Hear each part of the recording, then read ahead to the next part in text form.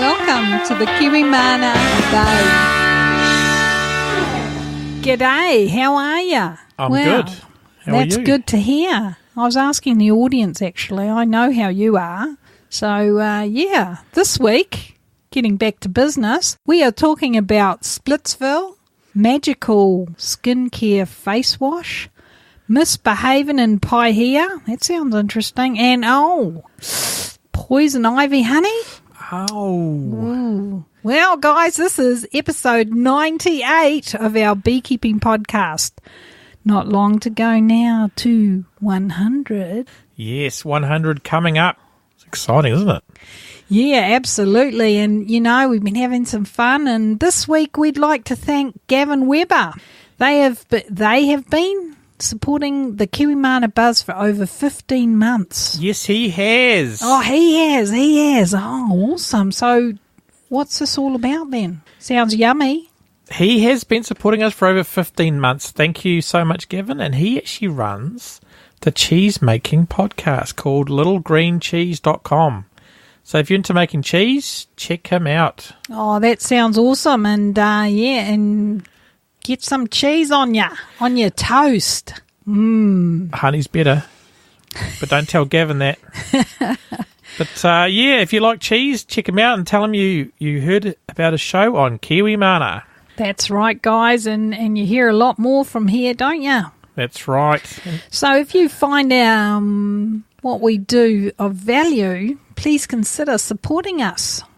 Yes, absolutely. And it's kiwi.bz/banana. We'd really appreciate that, eh? Absolutely. We've had a lot of new donators this week, so it's awesome. We will talk about that later. Yeah, thanks, guys. And the other way you can support us is by making a one-off donation.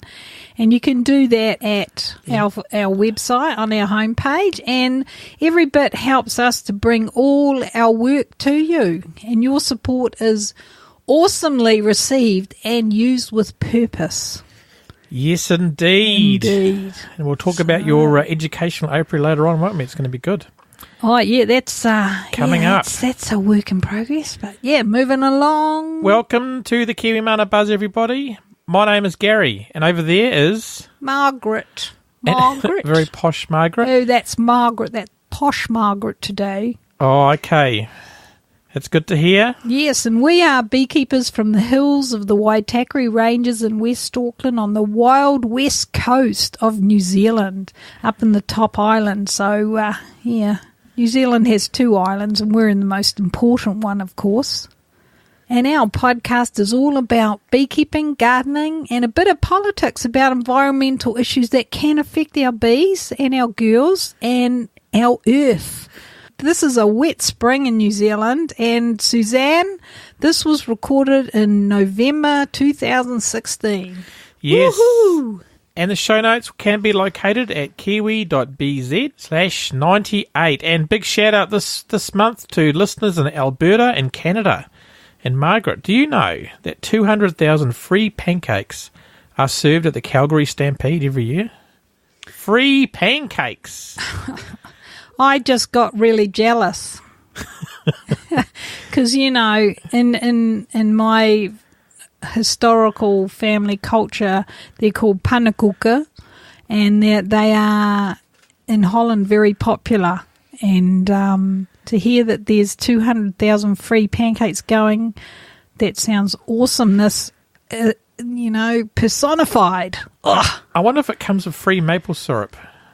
Yeah, that'll be Must it. check.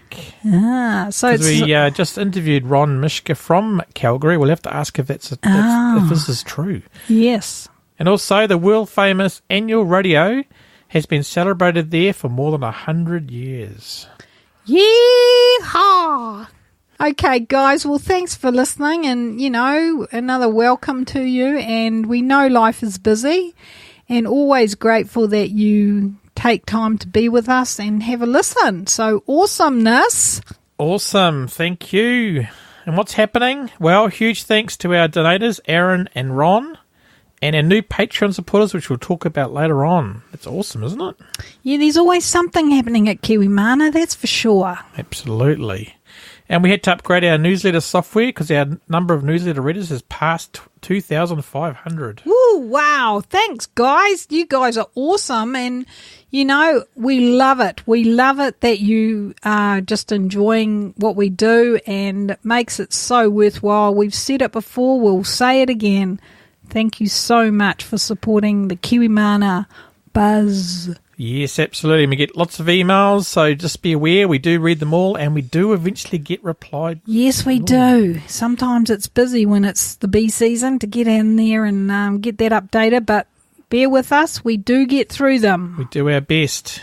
We try and answer everybody. Okay, so what else has been happening at Kiwimana, Gary? Well, I've been in touch with Tyson. He's called Tyson the Mead Drinker, and he's got his own podcast called Mead Makers. So I thought this would be quite good to bring to you guys, because I know a lot of you guys make honey, obviously, and you've got, what do you do with all that honey? Maybe make mead. Yeah, well, you have to keep your honey very dry for this process, don't you? I don't know about dry. It's just basically... Well, I don't know. Before you start the process, don't you have to keep it dry? It sounds very interesting, and there is quite we tasted some mead when we went down to Taupo, eh? Yeah, it was beautiful, wasn't it? It was beautiful. That's the best mead I've ever had. So, that's interesting. Yeah, so I've got a promo from Tyson, and shout out to you guys if you run your own podcast and you want us to help promote your podcast, as long as it's related to beekeeping in some way. Of course, drop us a line. That's the rule. Yes. Yeah. Don't drop us a line if your podcast is about engineering or something. Although we appreciate all the work you engineers do. Yes. But we often get emails from people saying they want to write a blog post for us about engineering or sort of weird things, social media and stuff like that. And I go, well, no, not really related. No, we like to keep it in line, in the bee line. Anyway, let's hear from Tyson Mead Drinker. What a minute. Greetings, beekeepers. Have you been listening to the Kiwimana Buzz to improve your skills and now have more honey than you know what to do with? Hi, I'm Mead Drinker Tyson from the Meadcast. It's a podcast I host with my brother, Mead Maker Alan. Mead, or honey wine, is made from honey, yeast, and water. Come on over to meadmaker.com. That's meadmaker.com. We'll help you make mead faster and tastier. So keep caring for your honey girls and listen to the Meadcast while you work. Cheers. Awesome, honey girls. I was sort of waiting for a clink of glasses at the end of that. We should have got some mead, eh? But the one thing I could say about Mead Drinker Tyson, his name fits what he does, awesomely. Yeah, his parents must have known, when he was born. They must have known. Indeed. Anyway, this week we have some shocking news from the USA. Grown men have been seen crying into their beer. History was made. Records were broken. Not the presidential elections. The All Blacks lost to Ireland in the rugby. Breaking an 18-game unbroken record. That was just absolutely shocking. So they were playing at where the Chicago... No, it was in Chicago. It wasn't where the Chicago Cubs play. Oh, I see. But the Chicago Cubs did win the World Series, didn't they? So congratulations to those guys. Yeah, and the other thing I'd like to say is that I think the All Blacks must have been having too much of a good time over there. So thanks for looking after our guys. I think so. Too much drinking, I would suggest, but I wouldn't want to say that. I'm sure the hospitality went well, and the boys enjoyed it. So maybe that sort of stopped their focus a bit, but it's all good. We love these challenges, and that's what they're there for. So absolutely, and also our quarantine bee yard that got American foul brood, I'm still got to sort that out.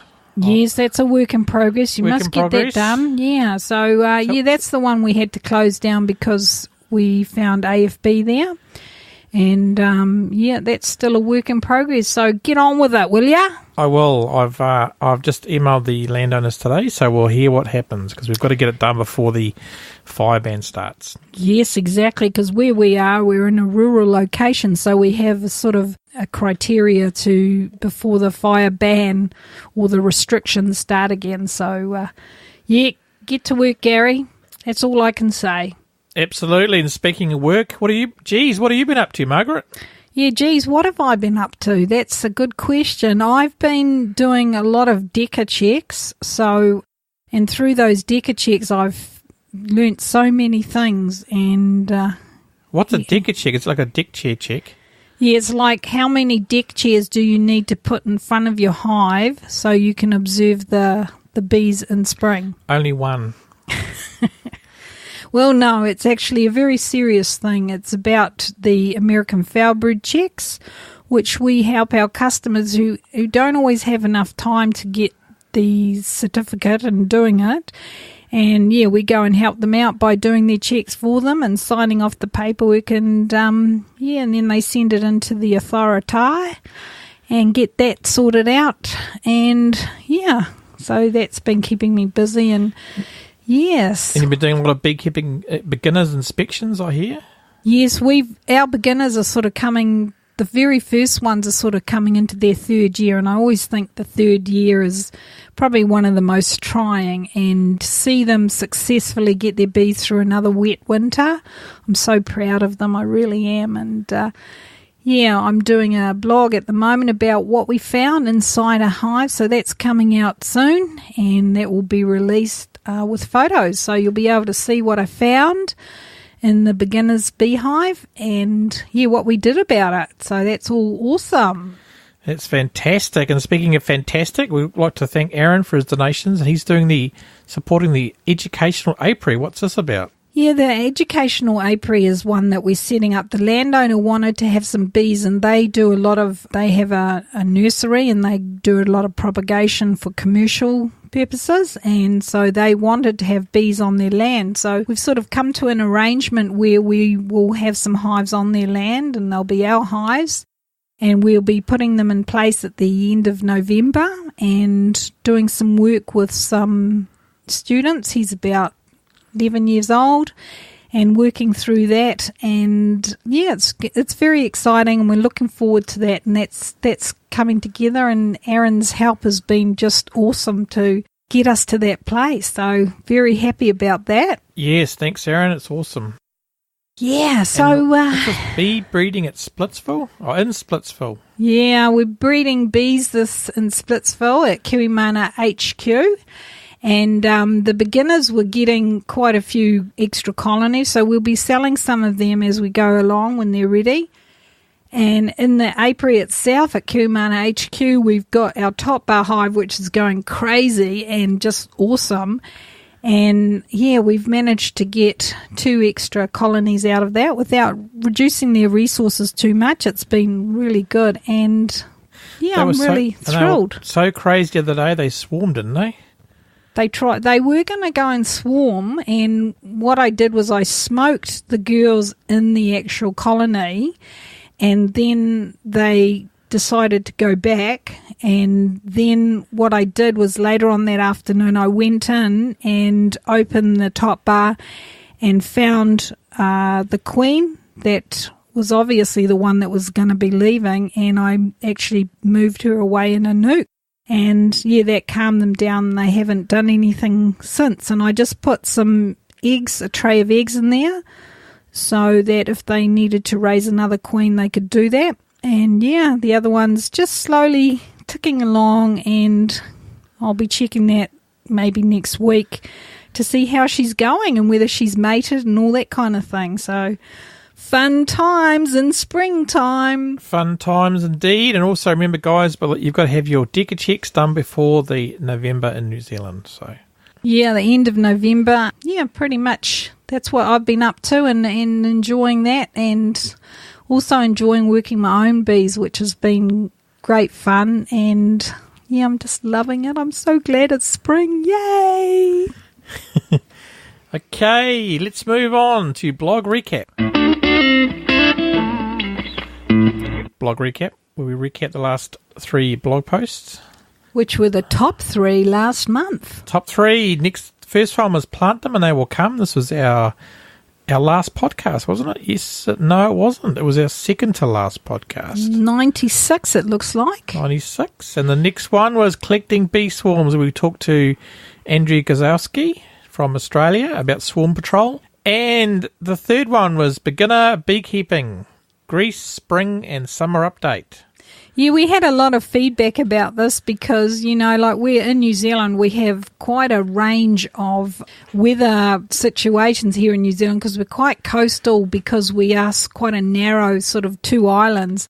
And it's really nice to see that the Greece summer and spring that they talked about, we're sort of going through a lot of that at the moment. So it was really good to get that update, and people were very grateful to have that story, to have a look at what goes on over there, and, that we are all on the same, wavelength to get our colonies growing and healthy. So it's awesome. And we love that people want to share their stories with us, and we do our best to get some on there. And yeah, everyone said they really enjoyed that one. So thanks to Lauren and John for that one. So awesome. Awesome. And speaking of feedback, we got some feedback from Aaron Jennings about episode 96. Oh, yeah, this is tough. He said, starts it off, love you guys. So that's a good start. Yeah, that's a good start, but wait for the next one. I have to disagree about the treatment-free beekeepers being irresponsible and propagating more varroa. I have lost 70% of my original genetics from 5 years ago, but now my losses are less than anyone else I talk to in my area. I have been completely treatment-free for 4 years. The bees that have survived are thriving. I see varroa in my hives, and they seem to have found a balance with them. Yeah, that's the ultimate, isn't it? That's where we all want to head, really. And the varroa are not the enemy. Oh, I don't know about that. But a symptom of unsustainable beekeeping practices and weak genetics. Yes, I agree with you. It was Margaret that was disagreeing. Yeah, I mean, that's what Aaron's saying. It's in his observation and opinion, so that's been his experience. And he goes on to say that, I understand the hesitancy of large-scale beekeepers for doing what I have done, because they have a lot of responsibilities and overheads costs that won't allow them to lose 70% of their stock and to breed bees that are resistant. So I guess the thing in my view is that they're losing bees anyway. So it's really how they want to approach it. So I despair that a lot of those commercial guys are still using synthetic treatment. So I feel that one as well. So Aaron says he's always sceptical of claims made by researchers that are financially backed by the companies and products that they research. And yes, and he proudly and loudly does not treat his bees ever. The most treating he does is splitting and requeening. If adaptation wasn't real, then we wouldn't be seeing all those feral bee colonies making such a strong comeback without treatments. I am a live and let live kind of guy, so treat if you want to, but don't blame treatment-free beekeepers for all the problems with pests and diseases in the beekeeping world. And keep up the good work, y'all. I like the way he says y'all. I'm working on some high production quality intro and sound effects for our podcast, and promise it will be back as soon as we can. I hope to have y'all on again. Awesome. Wow. Well, their podcast did release an episode, so that's cool, eh? Yeah. So I actually do want to respond to this because okay. It's great to get feedback, and the comments come from an article that we released in episode 96, and it's the article called Here's the Colony Killing Mistake Backyard Beekeepers Make. From that episode, this has brought a lot of feedback about treatment-free and urban beekeepers killing honeybees. So the actual story does get, spread some views that could be making some claims there. So I think my response to this is that it's tough to have a view, but we're all here to try and share our ideas and our views, and the aim is to help save the bees. So I feel it's important to listen and share and hear others' views. So we continue to stand by organic treatments, and we believe that this will give the bees the ability to change their behaviour without making varroa any stronger. I really don't blame treatment-free beekeepers for all the problems, so I think that's been a bit harsh and perhaps misinterpreted because it was the article that's made those claims. I think my personal view stems from the sadness of the loss of colonies, and strongly believe that with organic treatments these losses could have been prevented, because with survival this will help the bees' genetics to develop further. And death does not allow any bee behaviour to change.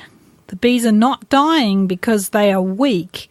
They are becoming weak from the viruses that the Varroa spread. So there are also other contributory factors, such as loss of habitat, loss of variety in the foraging, and then the foraging that they're able to get to has got chemical residues, and these are appearing in the wax in the hive and from those areas. So there's also the fact that sugar syrups are used to make sugar syrups, obviously, and that's from white sugar, which is bleached and historically has been bleached to make it lovely and white, and it's a highly processed food, so it's not an all-round food. So if that's continually fed to them, it's not going to make them any healthier. So I just want to end on some positive things, and that is ways to discourage Varroa destructor mite without treating. And what are these ways? Well, splitting, yes. I also continue to believe that splitting is a useful tool in breaking Varroa breeding cycles, as do treatment-free beekeepers. Letting the colonies raise their own queens, we preempt the swarm effect, so we split before we see queen cells. Okay, that's our method. And killing queens seasonally? No way. This does weaken genetics. And often bees that are artificially inseminated are using the same kind of genetics, and generally not new season. So, maybe there's someone out there who can tell me different.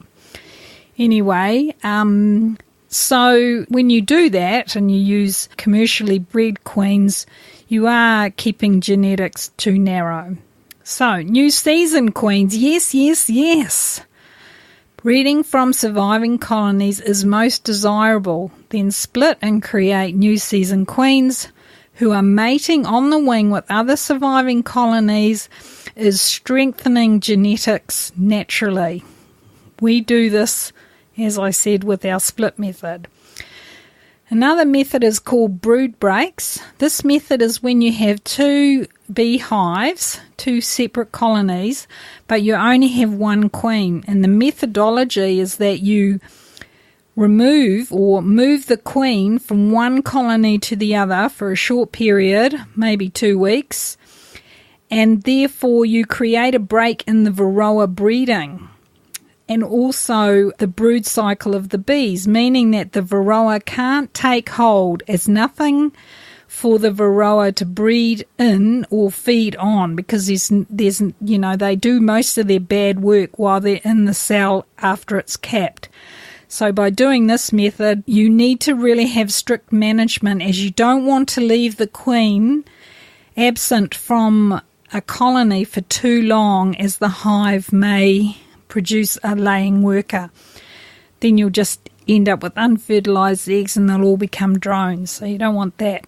So, moving on to drone management, yes, you can do this. You can put in frames that enables the colony to have drone brood in one place. It helps keep the drone laying to a frame and put it in the end of winter, which will mean the colony will draw out for drones in the beginning of spring, and then you can manage and check for Varroa presence within those cells. It will stop the girls from laying drones in between hive box levels as well, so that's a cool thing. And you can wipe out a whole batch of Varroa by having a couple of these frames in your brood box. So the idea is that in the drone management frame, it's empty, so they draw their own comb, they raise drone in there because they make it nice and big, and then you cut that out if you find Varroa presence and remove that from the colony, and therefore you've got a whole cycle of Varroa that you just have got rid of. Okay, so there are ways to do it. You just have to take the time to make that happen. So I do have a couple of questions just to end on. And if a beehive fails, which they alluded to in the article, what measures are being taken to stop robbing bees from going in and perhaps picking up varroa and or viruses from the failing hive, the remaining bees, and perhaps the honey that's in there? And my question is, do the treatment-free beekeepers monitor regularly to prevent this from happening? Do they seal up the hive? And is any of the older comb or general comb used again in other colonies, even though those colonies have failed? And do they reuse that hiveware? So that's my question. And as always, lots to ponder as I sit by my beehives this spring. So thanks, Aaron. Love your good works as always, and we look forward to hearing more updates on your treatment-free endeavours. Yeehaw! And keep up the good work, y'all. And we've put a link on the blog saying the article details, so you can read it there if you want to just follow up on that whole thing. So that's the article that Aaron and I are commenting on. So, yeah, what's next? Let's move on to Beekeeping News.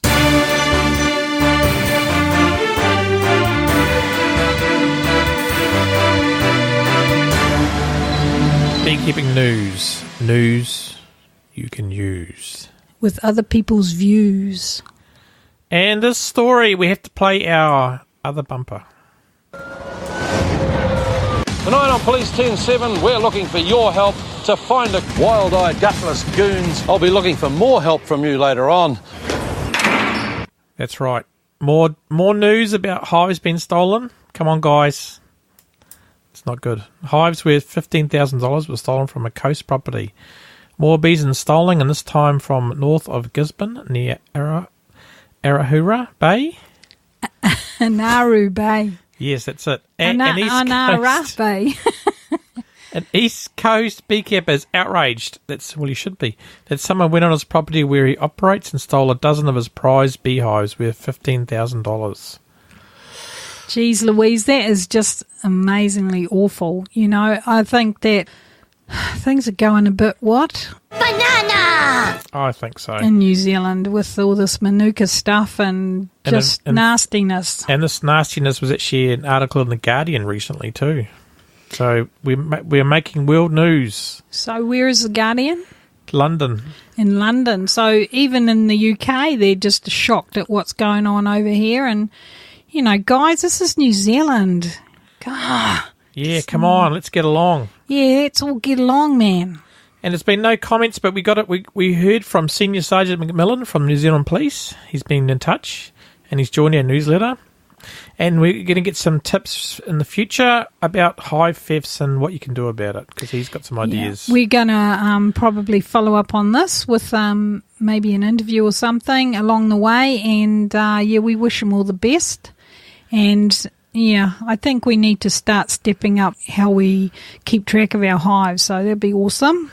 Yes, we'll probably might do a whole show about hive thefts and go on that. We'll see how that goes. Yeah, we'll see how it goes. So watch this space, guys, and be interesting to see what sort of solutions can be formatted. So, Absolutely. And Margaret, what's this about you replacing your face wash? Well, that's what the person who wrote the article said, and they said this story is about natural skincare provided by honey, but good quality honey required. So read this article to hear how honey works its magic on this face care trial. So what are they saying? They're saying that, okay, honey has a very low pH, so a lot of bacteria can't survive in honey, says Carla Marina Marches, and the founder and beekeeper behind Red Bee Honey. It's about a 3.5 on average on the pH scale, and a lot of bacteria needs to thrive in a closer to 7 on the scale. She knows what she's talking about. I'm not so sure I do. So have you tried this? Have you tried using honey as a I've face always thing? used honey. When I burnt my leg, I had a really bad burn on my leg all that time ago. I used it, and I do have a scar there, but it's just the skin is a lot paler, but there's no rough tissue or anything like that, and it did clean it really well. This lady goes on to say, Carla Marina goes on to say that it has magical calming and moisturizing powers as well. Honey is a moisture grabbing because it's a super saturated solution, meaning the bees mix a lot of sugars into a little bit of water, says Marchés. And I think that that's true, because when I used it on my injury, my skin does get a lot softer as well, so it takes away all the harshness of the healing. So, and I have used it on my face, and I love it. Yeah, because it actually draws the water out, doesn't it? It's hyperscopic. That's why. And that's what she was trying to say, I think. Oh, okay. Yeah. Well, you understand that better than me. Well, it's just that's why you never leave honey without the lid on, because it'll absorb all the moisture. Yeah, and you know what else I found? That when honey crystallizes, it's actually quite good at exfoliating, because it's quite it's got a bit of roughness there. So you rub it onto your skin, and it does clear the pores. Yeah, because she was using it with bits of wax in it. It looked like almost raw honey with bits of comb in it. So it was kind of like using the wax as like an abrasive thing, wasn't it? Yeah, that's called exfoliation. Is it? Yes, see, I don't know these things. I don't know a lot of this either. This is why I asked you to read this article. Yeah, so guys, read this article, give you a bit of insight as to what she found. So it's all awesome, and I learn something new every day. And it's some feedback from me. I said, seems like a waste of money, honey, to me. A waste of honey? Waste of honey. Oh, But I don't know. I said it's a yummy way to approach skincare, especially on your face. Well, I was talking to a lady today, and she spent $400 on skincare, so maybe it isn't such a bad waste of money. Yeah, that's interesting, isn't it, that people will spend that kind of money when they've got it in a jar that's the local beekeeper could provide. Yes, absolutely. And what's the next story? What's this misbehaving in Paihia? Yes, it's true, folks. They are misbehaving in Paihia. A small article on a new business venture which lets tourists see the workings of the majestical world of the bees.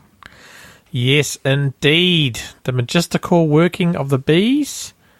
And what's the quote there? It says, Beehaven also sells honey, and 100% of the profits go to the Bay Bush Action Trust to help meet the cost of pest control in the forest, where the bees gather their nectar to protect the bush and the kiwi that live in it. So there's actually kiwis living in the bush up there. Awesome. Tourist destinations. Exactly. Tourist destinations are supposed to give visitors a buzz, and this is just what Beehaven is delivering. Awesome. Yeah, this is great. We love hearing about, local ventures that deal with bees and promoting bees. So, yeah, get on with it, guys, and just enjoy, and just so awesome to hear about your new venture, and all the very best with it. Absolutely. If you want to check them out, they're at beehaven.co.nz. Cool. So, Gary, what's this about urban bees? Urban bees in Seoul lures more believers with honey. Writer Dakota Kim went to Seoul to discover urban beekeeping is becoming popular in the South Korean city. Beekeepers are teaching city folk that bees are not dangerous. This is a great idea. And here's what the article says. On a rooftop high above the brightly lit beauty shops and potato tornado vendors. What the hell is a potato tornado vendor?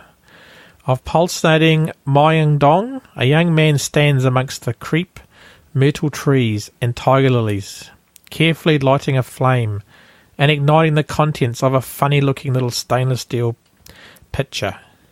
He must have been a smoker. He walks over to a wooden box on stilts, lifts the roof off it, funneling smoke inside from the stainless steel container.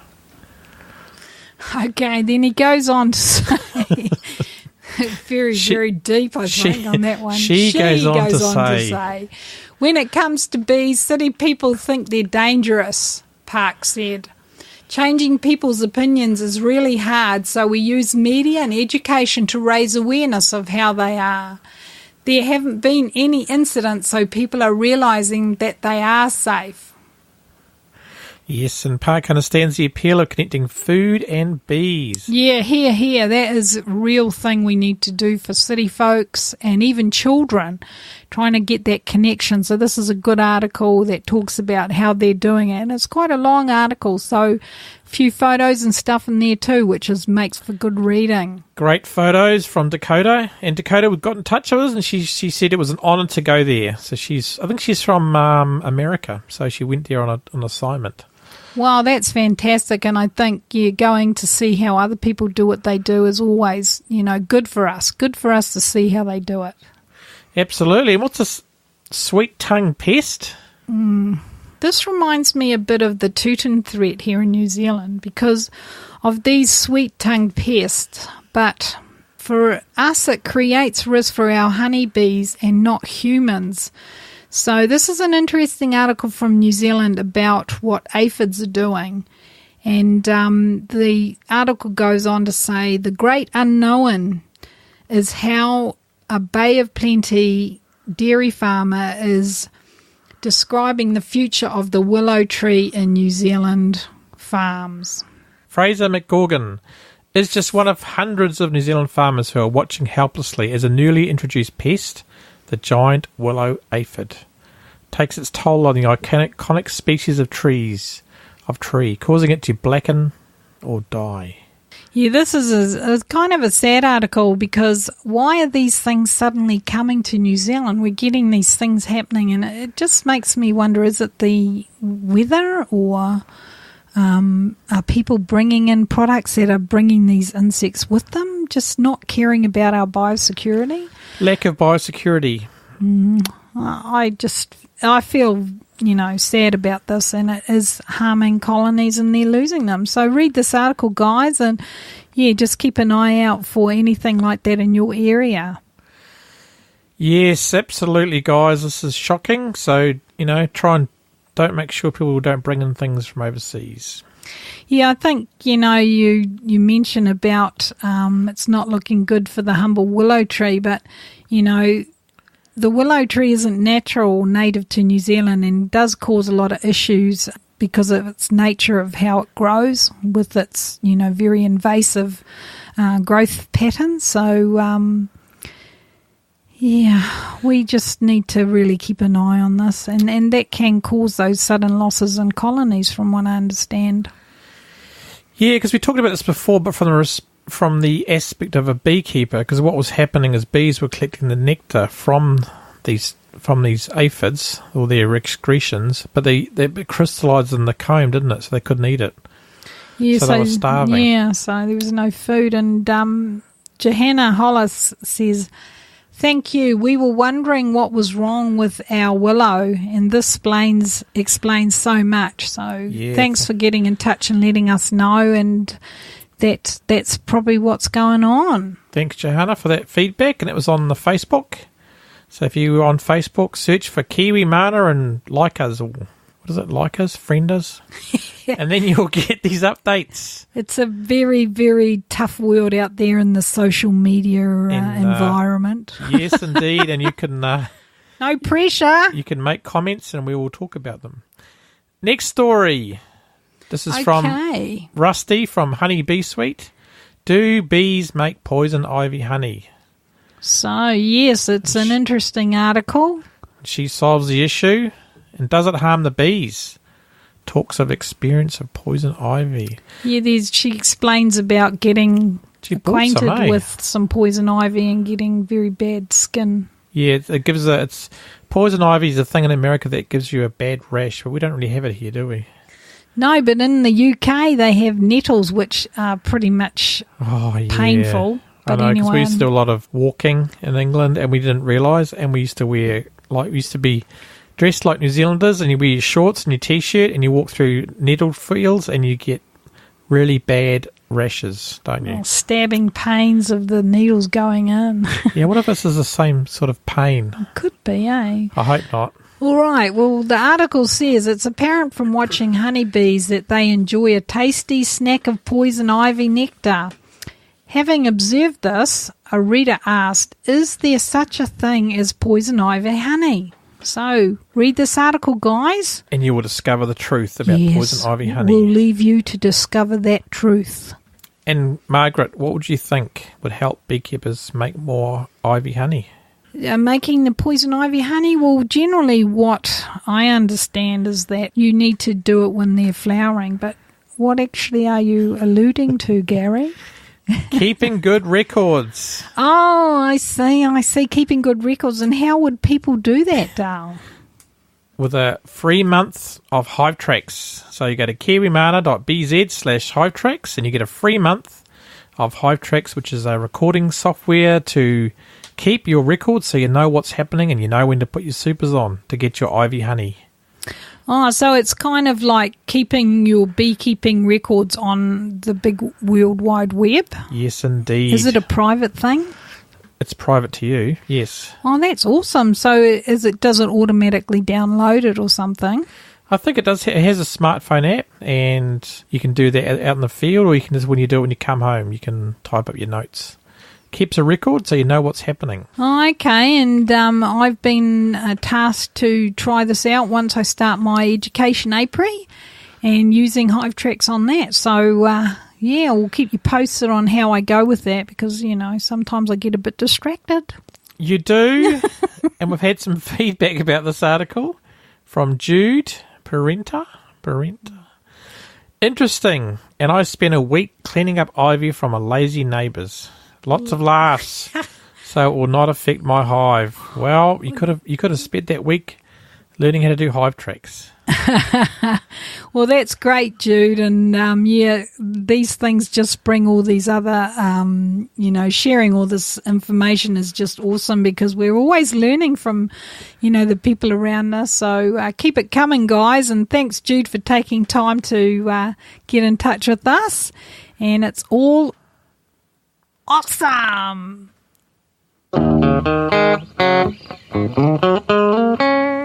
Now we move on to questions from you. This is where we have questions from you. Yeah, that's a good one. Questions from you. This is covering questions from you. And this is from Hector in Northland.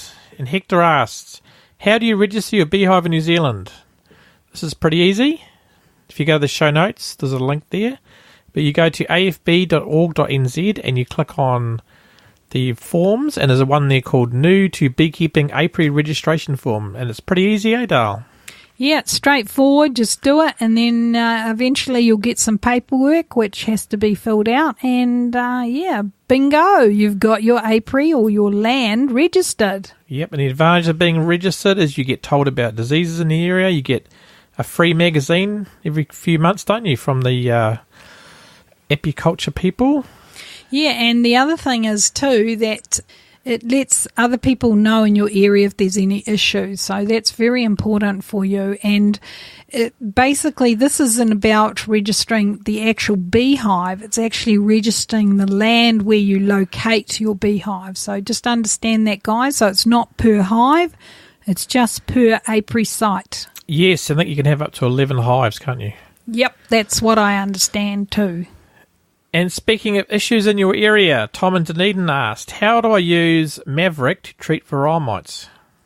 Quick answer, don't. Don't. Maverick is an insecticide that contains fluvolinate, which is an active ingredient in Apistan. And we're reading Dr. Mark Goodwin's book about the control of varroa.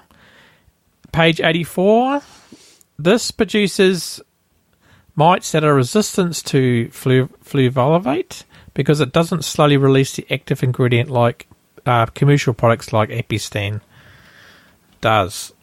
So it's not an approved treatment in New Zealand for varroa mites, guys, so don't use Maverick. It's actually saying that this product makes the mites resistant. Isn't that what you're trying to say? Yes, because what happens is it releases its ingredient straight out. Not a slow release. And that's a toxic shock then to the bees. So don't do it, guys. Don't do it. No, and there's a lot of people have saying this is the reason why things like Epicent are no longer working because of all these homemade concoctions with Maverick. Yeah, I think that we just need to try and move away from these man-made chemicals and start using organic concentrates. Yes, indeed. And the next question is from John in Perth, in Australia. He says, bees in a bait hive, how long should I leave them?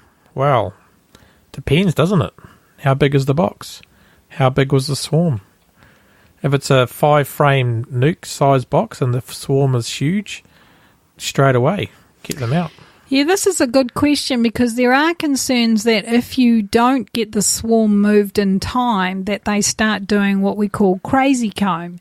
And when they do crazy comb, if there's not enough room, they actually waste all their energy producing wax for the crazy comb, and you really want to stop them from doing that too soon. So my recommendation is if you know that hive's been in there and they've stayed overnight, that next morning I would get in there and get it away. Yes, absolutely. Or when you have a bait hive, you can also put proper frames in to stop the crazy comb. Yeah, I think the issue with that, if you got it up in a high tree, you really have to manage the weight of that once the colony's in there as well. So you just be a bit careful, guys, and manage that risk as best you can. And I wouldn't leave it in there too long, to be fair. No, I wouldn't either. And what's shocking Margaret this month?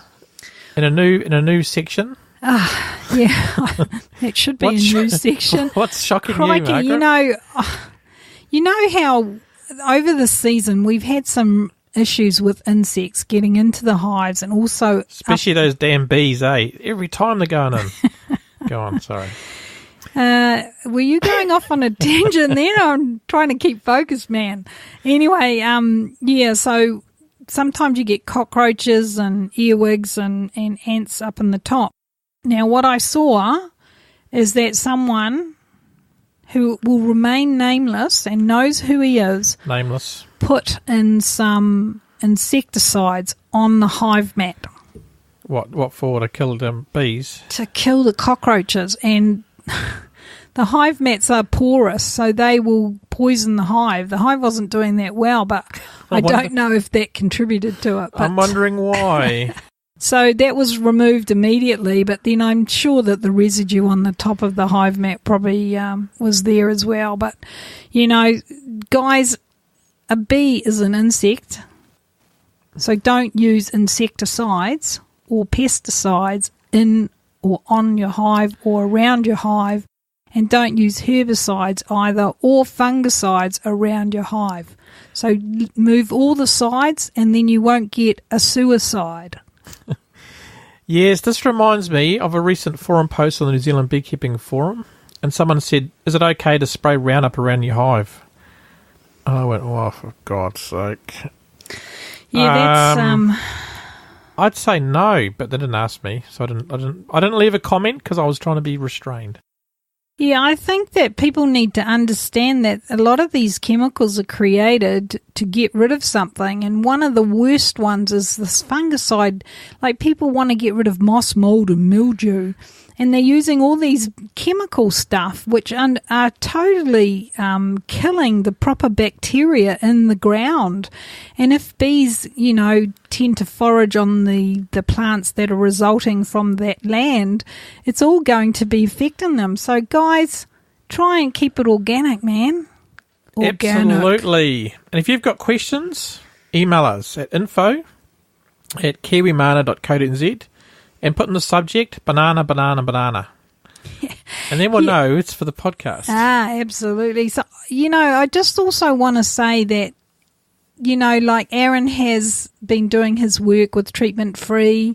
We've been doing our work with organic chemicals over the years to find out something that the bees will survive from. We've got other people who are breeding bees differently or using, somewhat interesting methods. And I think the bottom line is that if you think it's going to harm you or it's going to affect you, then why would you do that process with your bees? So it's a good question, and I love that we are getting some interesting feedback from other beekeepers across the world and hearing what they're up to, and that's what we're about here at Kiwimana. So thanks so much, guys, for your questions and your feedback. And, sometimes we don't always agree, but that's okay because, through all that process, we will find the answer. And, cheers, guys. Absolutely. And we love you all, so don't worry about it. And if you want to leave a message, you can leave it on our page. There's a SpeakPipe little thing called Leave Voicemail. You can leave a message, and then we could read your question out. That'd be cool, wouldn't it? Yeah, that's good. And for our 100th episode, we're doing getting a few SpeakPipe little, that's the medium that we're using to get the messages and the voice messages, as Gary said. And yeah, we look forward to hearing from you guys and asking your questions. Absolutely. Well, I think you can actually do a voice memo on iPhones. I haven't got one, so I don't know. And then you can email the resulting sound file to us. Oh, my God, I just got a headache, man. There's so much to do. But we don't know about that. We've got no iPhone, so I don't know. But I hear that. Let's move on.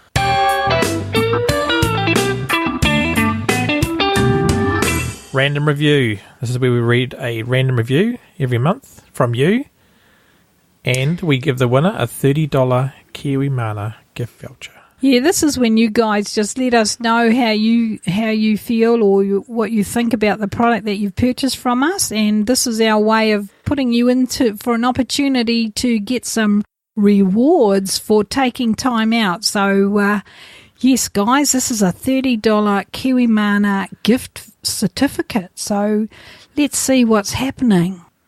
Yes, indeed. Get in touch within a couple of weeks of the release of this podcast, and that date will be the 25th of November 2016. So that's the date you need to get back to us to claim your prize. So let's have a look who the lucky random reviewer is. The winning number is 1, 2. Number 12. Congratulations. And number 12 is Tom Farley. He bought some wax foundation sheets. Oh, awesome. Well, congratulations, Tom, and don't hesitate to get in touch as soon as possible and take advantage of that lovely Kiwimana gift certificate.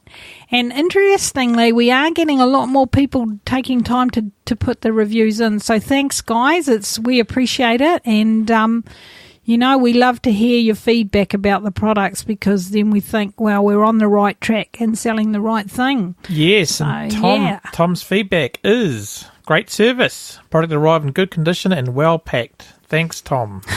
That's awesome. So I'm doing something as the dispatch person. Yes, you're the chief warehouse person. Warehouse dispatch person, apiarist. What else am I? Teacher. Blogger. Blogger, podcaster. Yeah, beekeeper services. All around amazing lady. Yeah, cheers for that. Let's move on to... Moving along, guys. Okay, we've got feedback from you. So we've got some great feedback this month. And this is from Rosalie from our Beekeepers 101 post. It's like an introduction, 7 things to start beekeeping, which are what we often send to people that have just started. Yeah, cool. Here's a message from Rosalie. Thank you very much. I found it really helpful. I'm a total beginner. I haven't even started buying products yet. I don't know where to start. So I just Googled and found this, and I even got to read it while my son played in my lap, my 6-month-old. So it was really, really short and sweet, but really, really helpful. So thank you very much. You're very welcome. Oh, that's great, Rosalie. And, it's good that you're doing it while you've got the baby on your lap, because then there's a beekeeper in the progress, We've got to keep working on the new generation. So awesome. And yes, indeed. And I'm glad you think that it's short and sweet, because that was good. Yeah, and I think that's the other thing, that the website, people need to understand that there are so many articles on there about many things, and so you just need to go to our homepage and go to blogs and put in some keywords in the search box, and there's so much information there. So you pick a word like swarm or varroa or something, and you'll get a whole lot of articles you can choose. So don't be shy, guys. Go and have a look, and you could always print them off or whatever. And, they're very helpful stuff, and we've worked hard to get them to you. So, make the most of it. It's awesome. Awesome.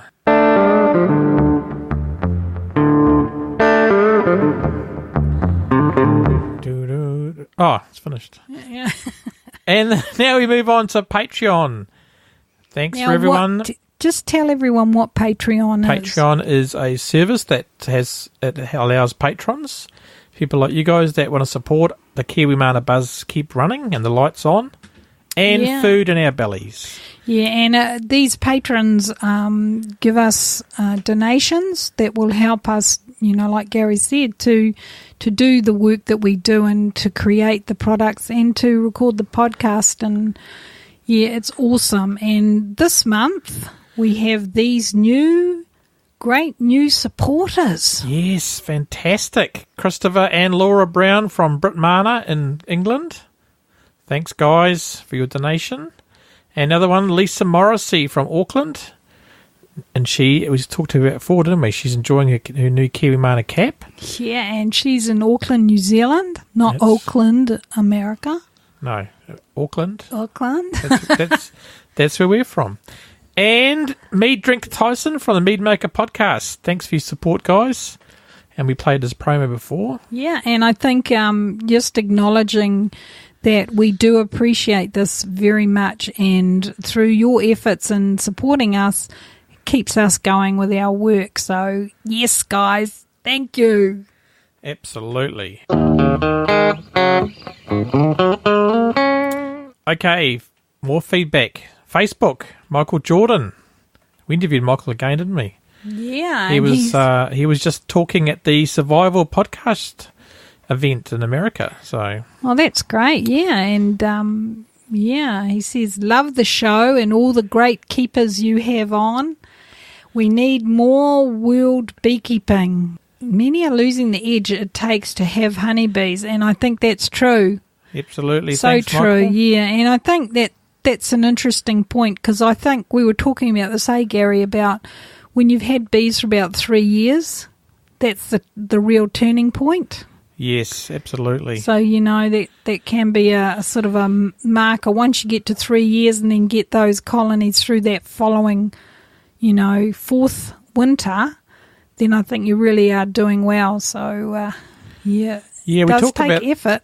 We talk about that in the interview with Joe Lewis. It's coming out soon too. And on Twitter, we're on Twitter, Kiwi Mana Buzz, Twitter. Ron Mishka, he says, you guys are doing great work. I just listened to the hilarious podcast 8096 about the DUI driver crashing into the bees. Poor bees. That was a drunken event. People in Kentucky. Yeah, affecting our local farmers over there. So thanks, Ron, for your donation as well, and we do appreciate it very much. Yes, thanks, Ron. And we interviewed Ron, and that's an interview coming out soon. Soon. And this month, if you can help us, guys, if you could leave an iTunes review on the iTunes, if you use your iTunes on your phone, one of those fancy smancy iPhones, the ones that don't explode. Hey. Yeah, preferably not. It's always a bonus when your phone doesn't explode. It adds a whole new element to the Big Bang Theory, doesn't it? It does. So thanks, guys, for listening this month. It's been awesome to have you here, and we'll be back in a couple of weeks with an interview with Joe Lewis. That's it. Joe Lewis, the beekeeper, not the boxer. And we got to get back to work because it's spring here in New Zealand, and we've got lots of girls that are waiting for us to work on them in their apiary and get those Splitsvilles and the apiary awesomeness that we have been dealing with. So keep up the good work, guys, and keep healthy and enjoy. Absolutely. See you soon.